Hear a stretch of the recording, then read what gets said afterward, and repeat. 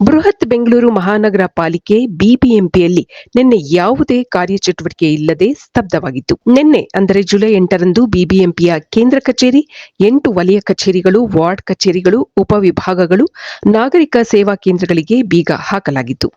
ಪ್ರತಿಭಟನೆ ನಡೆಸುತ್ತಿರುವ ಬಿಬಿಎಂಪಿಯ ನೌಕರರು ಸಾಮೂಹಿಕ ರಜೆ ಹಾಕಿದ್ದ ಕಾರಣ ಬಿಬಿಎಂಪಿ ಹಾಗೂ ವಲಯ ಕಚೇರಿಗಳು ಎಂದಿನಂತೆ ನಿನ್ನೆ ಕಾರ್ಯನಿರ್ವಹಿಸಿರಲಿಲ್ಲ. ತಮ್ಮ ವಿವಿಧ ಬೇಡಿಕೆಗಳನ್ನು ಈಡೇರಿಸುವಂತೆ ಆಗ್ರಹಿಸಿ ಬಿಬಿಎಂಪಿಯ ನೌಕರರು ಸಾಮೂಹಿಕ ರಜೆ ಹಾಕಿ ಪ್ರತಿಭಟನೆ ನಡೆಸುತ್ತಿದ್ದಾರೆ. ಇವರ ಹೋರಾಟಕ್ಕೆ ಪೌರ ಕಾರ್ಮಿಕರು ಕೂಡ ಕೈ ಜೋಡಿಸಿದ್ದು, ಎಲ್ಲೆಡೆ ಸ್ವಚ್ಛತಾ ಕಾರ್ಯ ಸ್ಥಗಿತಗೊಂಡಿದೆ.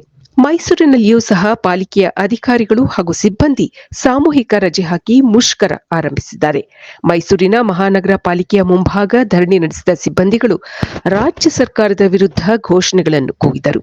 ಮೈಸೂರಿನಲ್ಲಿ ಪೌರ ಕಾರ್ಮಿಕರು ಧರಣಿ ಆರಂಭಿಸಿದ ಹಿನ್ನೆಲೆಯಲ್ಲಿ ನಗರದಲ್ಲಿ 550 ಟನ್ ಕಸ ವಿಲೇವಾರಿಯಾಗದೆ ಹಾಗೆಯೇ ಉಳಿದಿದೆ.